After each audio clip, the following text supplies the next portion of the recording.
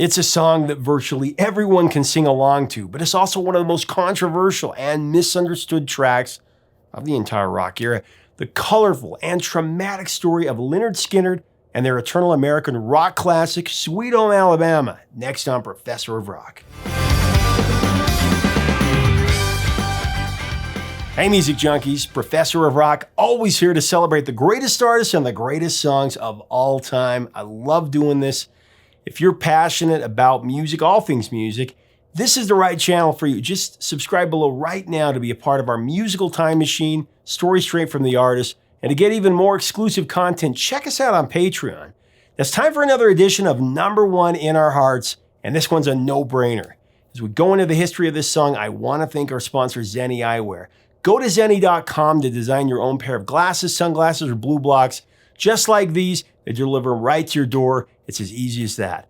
And we've lost many beloved artists to fatal plane crashes since the surge of commercial aviation in the 40s. In 1944, the biggest star of the big band era, Glenn Miller, was a passenger on an aircraft bound for Paris from London that mysteriously disappeared in dense fog over the English Channel, never to be seen again. One of the saddest days in the rock era was the day the music died. February 3rd, 1959, when Ritchie Valens, the Big Bopper, and Buddy Holly were killed in the crash of a private charter near Clear Lake, Iowa. We're going to cover that one soon. In 63, we lost the great Patsy Cline. In 64, there was Jim Reeves. Otis Redding and the Bar-Kays were on the same craft that went down in 67. Jim Croce in 73, Randy Rhoads in 82, Ricky Nelson in 85, Stevie Ray Vaughan in 89, John Denver in 97, and Aaliyah in 2001. In 1977, 3 members of Lynyrd Skynyrd were killed along with 3 others in a plane crash over a wooded area near Galesburg, Mississippi. Miraculously, though, 20 of the 26 passengers survived the crash. Some were able to give a detailed account of what happened on that truly disastrous flight. Skynyrd guitarist and co-founder Gary Rosington was knocked unconscious, but lived to tell the horror that he and the other passengers had experienced.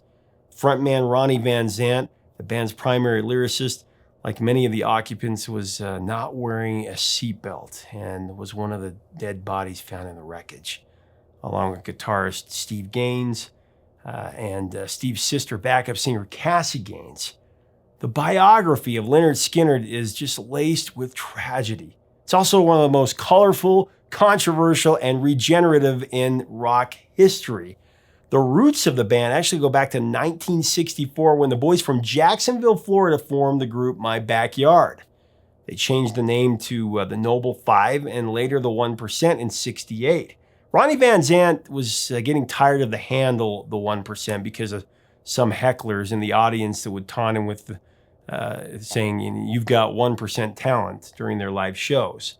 Original drummer Bob Burns suggested the name Lynyrd Skynyrd, which was partly a spin on the Lynyrd Skynyrd character in the novelty song Hello Mutta, Hello Fada by Alan Sherman. That soared to number 2 in 1963. Lynyrd Skynyrd. He got ptomaine poisoning last night after dinner. But mainly meant as a goof on another Lynyrd Skynyrd, who was a militantly strict PE teacher at Robert E. Lee High School in Jacksonville.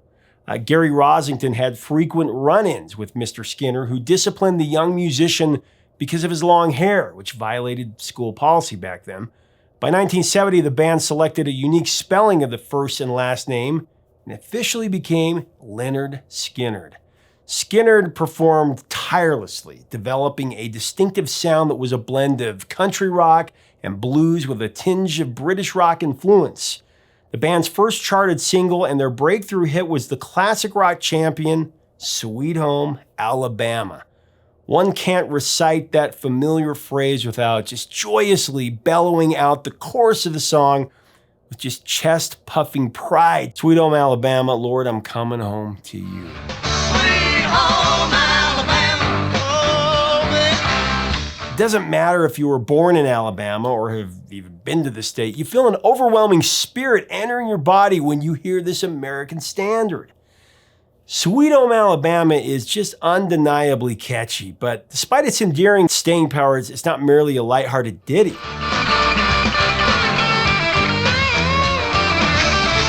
Sweet Sweet Home Alabama is just brimming with thought-provoking lyrics that spark debate about the song's social and political messaging. Beyond the famous hook, Sweet Home is really a complicated, largely misunderstood track. Skynyrd's Ronnie Van Zant and Gary Rosington liked to crank the radio while driving around the countryside when they were on the road touring. On one particular day, when the guys were listening to the radio together in rural Alabama, Neil Young's song Southern Man came over the airwaves, and the band brothers didn't take too kindly to the sentiment of Neil's song with lyrics like, "Southern man, better keep your head, don't forget what your good book said. Southern change gonna come at last. Now your crosses are burning fast." Southern man, better keep your head. Now, Van Zant found the song rather insulting, feeling that it generalized all Southerners as being racist. He told Rosington, and I quote, "We need to show people how the real Alabama is, that we're not the bigots that they make us out to be," end of quote. Van Zant penned a response to Neil's Southern Man with his own lyrics.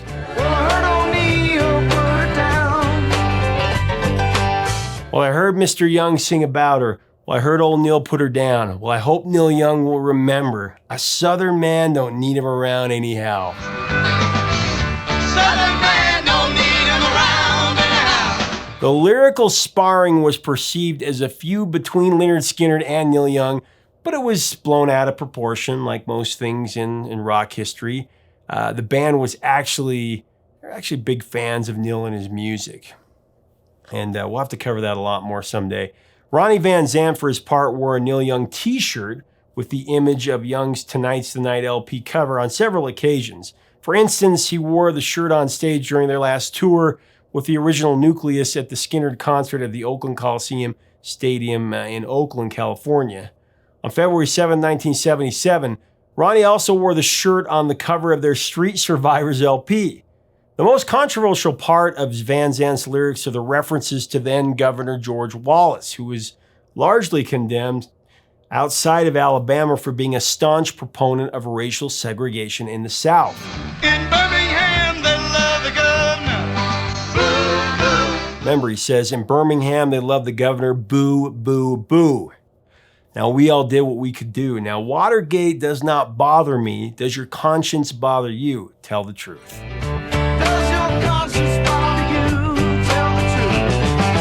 The general public didn't notice the words boo, boo, boo, though, expressed after the pivotal line, and the media only picked up on the reference to the people loving the governor, sparking more controversy, as they usually do. Van Zant and most of the other band members insisted that the boo, boo, boo was inserted to disavow Wallace's racial policies with a unison of boos denouncing the old stereotypes of the South. Al Cooper, who sang backing vocals on Sweet Home and produced the track, pointed out that the line, "Now we all did what we could do," in the verse is about efforts to remove George Wallace from his position as governor to no avail. When interrogated about the meaning of the song, Van Zant stated that he and Wallace have very little in common, adding that he does not like what Wallace says about colored people. And Wallace certainly knows nothing about rock and roll. That was his direct quote. The confusion about the song's position doesn't stop there, though. In the final chorus leading into the outro, Van Zant adds the line, "Sweet Home Alabama, oh sweet home, baby, where the skies are so blue and the governor's true." The lyric confused the earlier sentiment of the track. Many felt that Van Zant contradicted himself, including the late Ed King, who composed the song's iconic guitar intro and voiced the 1-2-3 count in that you can barely hear before the first guitar pick. 1, 2, 3. King asserted that Sweet Home Alabama was originally intended as an unabashed defense of Alabama. King submitted that he recognized why the boo, boo, boo would be misunderstood. "It's not us going boo," Ed said.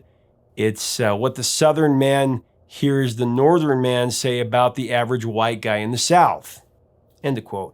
Ed King was not a Floridian. He was a native Californian who was not rooted in the South like his Skynyrd comrades. So Take that for what it's worth. King's path to Skynyrd is unconventional, and where he came to Skynyrd by the way of a psychedelic rock outfit Strawberry Alarm Clock and performed lead guitar and backup vocals on their #1 smash Incense and Peppermints in 1967, which we covered about a month back. If you want to see the story of that, you can look it up on our channel.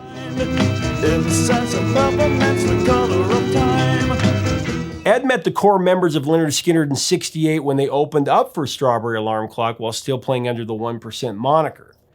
He became a member of Skynyrd when Van Zant invited him to officially join the group in '72 following the disbanding of Strawberry Alarm Clock that same year.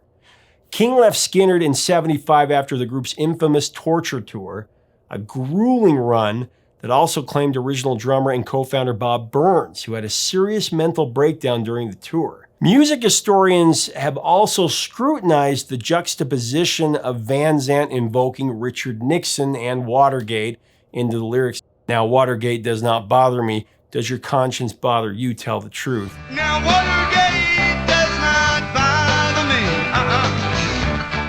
me. They read, or they heard, that passage in verse 3 as an attack against liberals who were outraged at Nixon's shameful conduct, while others interpret it regionally. The band was speaking for the entire South, saying to Northerners, "We're not judging you as ordinary citizens for the failures of your leaders in Watergate. Don't judge all of us as individuals for the racial problems of Southern society." As I stated, Sweet Home Alabama is far from being just infectious ear candy, despite that big fat chorus. The musical arrangement of Sweet Home Alabama ingeniously captures the sounds of the Southland, a rollicking outlaw guitar riff created by Gary Rosington, peppered with a countrified twang, brandishes Skynyrd's vaunted 3-guitar army consisting of Ed King, Rosington, and Alan Collins. According to King, the chords in the 2 main guitar solos for Sweet Home Alabama were inspired by Rosington's riff. Ed went to bed following a late band rehearsal, and the chords came to him note for note in one of those proverbial rock and roll dreams. He presented what he dreamed of the other band members the very next day, actually. King and Rosington's iconic melody is braced over a lively R&B groove played by bassist Leon Wilkeson. The juke joint piano jangles adroitly performed by keyboardist Billy Powell are indispensable to the song's authenticity.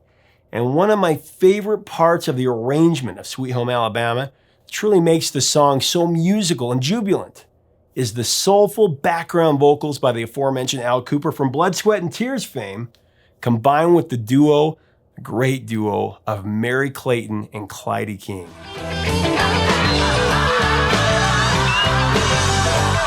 The inspired backup vocals of the trio hit a gospel-like crescendo during Ed King's sweet bluesy rock solo that just whips across the bridge.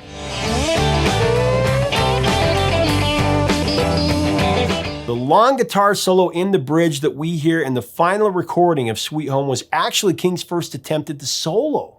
First attempt. Engineer Rodney Mills remembered that he and the Skynyrd band members were just knocked over by King's one-take performance. Man, if you listen to Sweet Home carefully in a good pair of headphones, you can actually hear Al Kooper sing Southern Man Better Use Your Head in the left speaker just after Van Zant sings Well I Heard Mr. Young Sing About Her. Mr. Young, sing about her. Lead vocalist and band leader Ronnie Van Zant was an incredible talent that, along with Greg Allman from the Allman Brothers, they set the mold for many Southern rockers that would follow in his footsteps following his devastating demise. Van Zant had a natural swagger and a feel for communicating his music with brazen honesty that deeply connected with his fans. Ronnie built a brotherly rapport with Skynyrd's burgeoning loyalists, eternally shaken when he died at just 29 years of age. What a waste. When Ronnie Van Zant sang something, his words and attitude rang true with his listeners. Ronnie preferred to be barefoot when he sang, so he could feel the music. He was also notorious for his violent temper that often materialized when he drank alcohol. Skynyrd band members have told many stories about Van Zant's drunken rages that were sometimes comical and sometimes dangerous. Bob Burns recalled the time when friends of Van Zant came to a gruelingly long rehearsal session, and Van Zant told the band to play one more song, especially for his friends. Bob Burns refused to play, prompting Van Zant to pull out a gun and threaten to blow his brains out if Burns didn't play the drums. Just a little scary there. Van Zant's Turn It Up early on the intro of Sweet Home Alabama was an unplanned request he made to the studio engineer. With the microphone live and the tape rolling, Ronnie asked Rodney Mills to turn up the volume in his headset during the recording session. On playback, producer Al Cooper thought that Ronnie's ad-lib sounded really cool, so they cleverly decided to leave it in. Turn it up. Turn It Up has become a call to action that Van Zant popularized in rock and roll culture. He also used the expression on stage during Skynyrd's live concerts. Besides being a tribute to the state of Alabama, Skynyrd also composed Sweet Home Alabama to be a homage to the legendary Muscle Shoals Sound Studios, a recording facility, of course, located in Sheffield, Alabama, that was formed in 1969 by 4 session musicians called the Muscle Shoals Rhythm Section, affectionately nicknamed the Swampers. Now Muscle Shoals has got the Swampers. Before the building was converted into a recording studio, it was actually a showroom for coffins for more than 20 years. Skynyrd recorded their self-titled debut at Muscle Shoals in 1970, and it wasn't released until, I believe, 73, under the title pronounced Lynyrd Skynyrd. Some of the biggest names in music history, though, have recorded at Muscle Shoals, including Aretha Franklin, the Rolling Stones, George Michael, Wilson Pickett, and Willie Nelson. The first hit song to be credited to the studio was actually R.B. Grieve's number 2 smash, Take a Letter, Maria, and that was in 69. Sweet Home Alabama actually peaked at number 8 on the Billboard Hot 100 in 1974, climbed to number 6 in Canada and number 31 in the UK. The tune has become, of course, an arena rock staple and an indelible favorite on the lips of pop culture, transcending regional, social, and political persuasion. Following the tragic plane crash that took the lives of Ronnie Van Zant, Steve Gaines, and Cassie Gaines, Skynyrd actually broke up. The remaining members reunited just once to perform an instrumental version of their second most famous track, Freebird, at Charlie Daniels' Volunteer Jam 5. I believe that was in 79.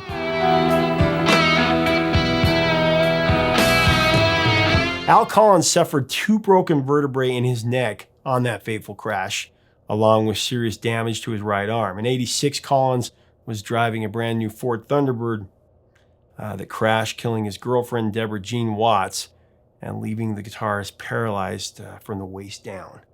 He died from complications from the paralysis in 1990. Leon Wilkeson, who was also a passenger in the aircraft, sustained life-threatening injuries in the accident that permanently damaged his left arm. Wilkeson passed away in 2001. Billy Powell nearly lost his nose during the crash, but was otherwise unharmed. He died in 2009. Bob Burns, who played the drums on Sweet Home Alabama, he was not wearing a seatbelt, and he was killed instantly when his vehicle lost control in a sharp curve during a rainstorm and hit a tree shortly after leaving his Georgia home in 2015. Ed King actually rejoined Skynyrd in 87 and left again in 96 due to congestive heart failure. He succumbed to a battle with lung cancer just a couple of years ago. Original bassist Larry Junstrom, going all the way back to My Backyard in 64, died in 2019. The only surviving original member of Lynyrd Skynyrd is the irrepressible Gary Rosington. Rosington has fought through his share of personal adversity since being knocked unconscious in the infamous plane crash of 77. He has overcome several major heart attacks, including attacks that erupted while he was performing on stage.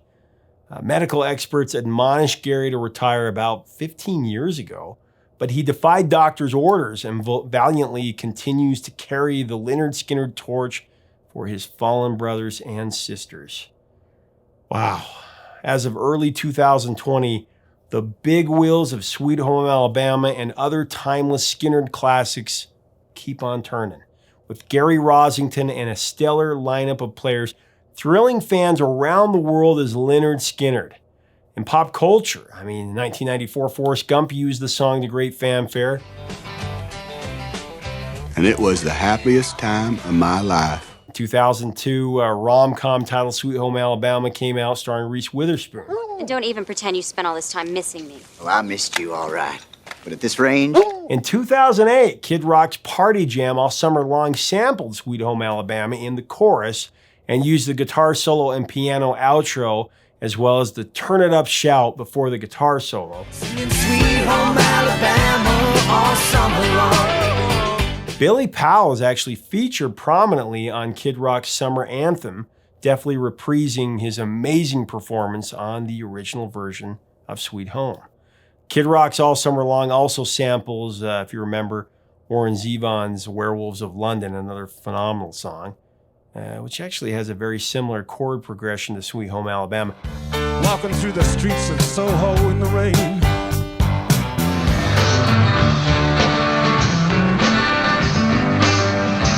Sweet Home Alabama is an all-time, no doubt about it, classic of the popular music canon. It's likely the most covered song in bar band history. Maybe the most recognizable first 3-second riff of a song in radio history. It's very unique. It's a very special song for me. As I remember my dad playing the 8-track in his shop where he did finishing work on cabinets. I remember on Saturdays he'd pay me some allowance money to sweep out the shop. And he'd play the Skynyrd 8-track and tell me stories behind the songs, like the Neil Young, Lynyrd Skynyrd Feud. We jammed to classic rock standards like Sweet Home Alabama and Freebird. We just have a great old time. Anytime I hear Sweet Home Alabama now, I really do feel like the song says, Lord, I'm coming home.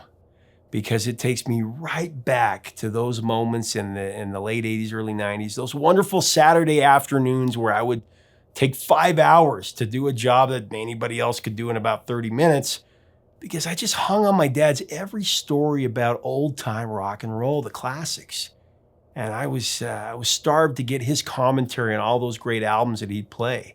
So whenever I hear Ronnie Van Zant say, turn it up, I do just that. And I get lost in treasured memories of years past, especially since my dad's passing. But he's always there with me in songs like Sweet Home Alabama. And that's why it's number one in my heart. Lord, I'm coming home to you. Leave us a comment about this Hall of Fame band and this classic song. What are your memories of it? Is it one of the best riffs ever or what? It'll be a fun discussion to talk about. If you like our videos, we do invite you to subscribe below to be a part of our community. To get Lynyrd Skynyrd's merch and albums, click on our links below. Go to Zendy.com to get yourself a new pair of glasses. And to get even more content and get insider access, join us on Patreon. Help us keep the music alive. Until next time, 3 chords and the truth, my friends. Stay safe.